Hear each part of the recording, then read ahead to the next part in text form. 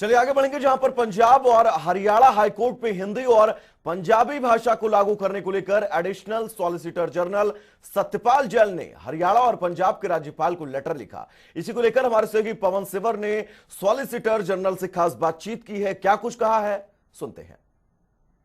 पंजाब एवं हरियाणा हाईकोर्ट समेत अन्य जो जिला की अदालतें हैं, उन अदालतों में हिंदी और पंजाबी भाषा में जो पत्राचार है या तमाम जो फैसले हैं वो हिंदी और पंजाबी भाषा में भी हो, इसको लेकर पूर्व सांसद और additional solicitor general Satyapal Jain ने हरियाणा और पंजाब के राज्यपाल को एक पत्र लिखा है। उस पत्र में क्या मांग की है, इस पर बातचीत करने के लिए मेरे साथ सत्यपाल जैन है।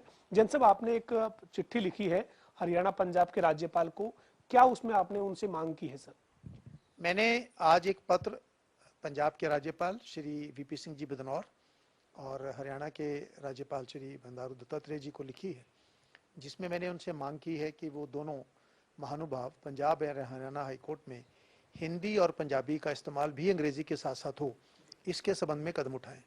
राज्यपाल को चिट्ठी इसलिए लिखनी पड़ी क्योंकि भारत के संविधान की धारा 348 के अंतर्गत हाईकोर्ट और सुप्रीम कोर्ट की भाषा ऑफिशियल अंग्रेजी है, लेकिन 348 उपधारा 2 में ये कहा गया है कि अगर किसी राज्य का राज्यपाल ये चाहता है कि अंग्रेजी के अलावा हिंदी या पंजाबी या कोई और भाषा का इस्तेमाल हाईकोर्ट में हो, तो उन्हें राष्ट्रपति जी की अनुमति लेकर, राष्ट्रपति जी की अनुमति मिलने के बाद वो नोटिफिकेशन इशू करके उस हाईकोर्ट में दूसरी भाषा को लागू कर सकते हैं।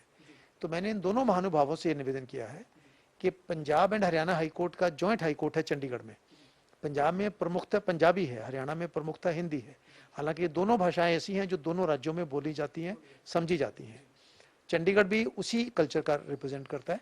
तो मैंने मांग की है कि राज्यपाल महोदय 348(2) भारत के संविधान की धारा, उसके अंतर्गत राष्ट्रपति जी को प्रपोजल भेजें कि पंजाब हरियाणा हाईकोर्ट में हिंदी और पंजाबी को भी इस्तेमाल करने की अनुमति दी जाए।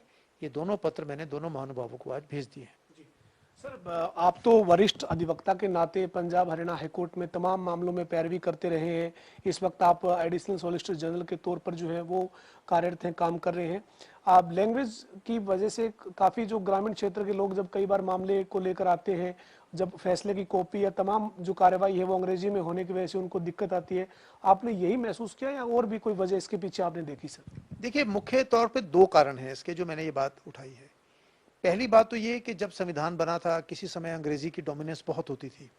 भारतीय भाषाएं, मातृभाषा बहुत ज़्यादा अभी उतनी सशक्त नहीं हुई थी उस समय, किताबें नहीं थी, लिटरेचर नहीं था। लेकिन 70 साल में भारत की सभी भाषाओं ने बहुत उन्नति की है। आज हिंदी में, पंजाबी में, तमिल में, मलयालम में आपको हर राज्य में कानून संविधान भी मिलेगा, कानून की किताबें भी मिलेंगी। इवन विज्ञान जो कभी माना जाता था कि सिर्फ अंग्रेजी में ही हो सकता है, आज हिंदी में, पंजाबी में विज्ञान पढ़ाया जा रहा है। डॉक्टर मुरलीमनोर जोशी ने तो अपना न्यूक्लियर फिजिक्स का थीसिस इलाहाबाद यूनिवर्सिटी में हिंदी में लिखा था। इसलिए आज भारतीय भाषाएं सशक्त भाषाओं के रूप में उभरी हैं। नंबर 2, आज सभी लोग ये मानने लगे हैं कि कोई भी व्यक्ति अपनी बात कहने का सशक्त साधन उसकी मातृभाषा है। जितनी सरलता, सहजता, सुगमता से, आसानी से आप मातृभाषा में अपनी बात कह सकते हैं, उसी आसानी के साथ आप दूसरी भाषा में नहीं कह सकते।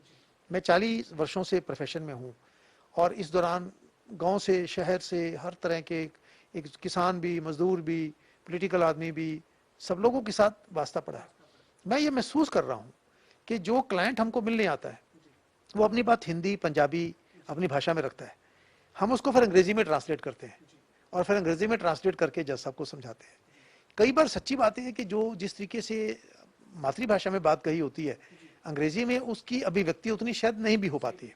दूसरी बात, कई बार जज साहब को भी समझाने के लिए वो पूछते हैं हिंदी या पंजाबी में पूछते हैं, क्योंकि आप अपनी भाषा में ज़्यादा सरलता से बात कह सकते हैं। मुझे लगता है कि किसी भी व्यक्ति को अपनी बात हाईकोर्ट तक पहुंचाने के लिए अंग्रेजी उसके रास्ते में रोधक नहीं बननी चाहिए। अगर वो हिंदी पंजाबी में कहना चाहता है तो अपनी बात हिंदी पंजाबी में कहे, इसमें क्या दिक्कत है? कई बार लोग कहते हैं कि कुछ जजेस बाहर से आए हैं, जो बाहर से आए हैं उनके लिए ट्रांसलेशन दिया जा सकता है, उनके लिए ट्रांसलेशन दिया जा सकता है। 1 या 2, 4, 5 जज बाहर से होंगे, बाकी सारे तो लगभग वहीं के स्थानीय जजेस ही हैं। इसलिए आज सभी कारणों से ये बात स्पष्ट है, आइए अपनी मातृभाषा को, अपनी राष्ट्रभाषा को हम एक इस लेवल पर लेकर जाएं कि वो किसी भी मामले में अंग्रेजी से पीछे नहीं है। उसकी शब्दावली, उसकी अभिव्यक्ति किसी से भी कम नहीं है। इसलिए समय आ गया है अब आज़ादी के 70 वर्ष के बाद कि हम पंजाब हरियाणा हाईकोर्ट में हिंदी और पंजाबी को भी लागू करें। और मेरी जानकारी के मुताबिक कई और हाईकोर्ट्स में मातृभाषा को लागू करने का अभियान चल रहा है। इलाहाबाद में हिंदी में भी याचिका दायर होती है, बहस होती है, निर्णय आते हैं। मुझे लग रहा है कि पंजाब हरियाणा हाईकोर्ट में भी ये करना चाहिए। हमारे साथ additional solicitor general Satyapal Jain थे, जिन्होंने कहा है कि हरियाणा के राज्यपाल और पंजाब के राज्यपाल को जो पत्र लिखा, उस पत्र के माध्यम से पंजाब एवं हरियाणा हाईकोर्ट संबंधित तमाम जो जिला की अदालतों हैं, उन अदालतों में हिंदी और पंजाबी भाषा जो है उसको लागू किया जाए, ये उन्होंने मांग की है। और राज्यपाल जो है वो इस प्रस्ताव को आगे राष्ट्रपति को भेजेंगे, वहां से मंजूरी मिलने के बाद आगे जो है इसमें आगे की जो कार्यवाही है, प्रक्रिया जो है वो आगे बढ़ेगी। वीडियो जर्नलिस्ट विजेंद्र सिंह के साथ पवन सिंह, जनता टीवी, चंडीगढ़।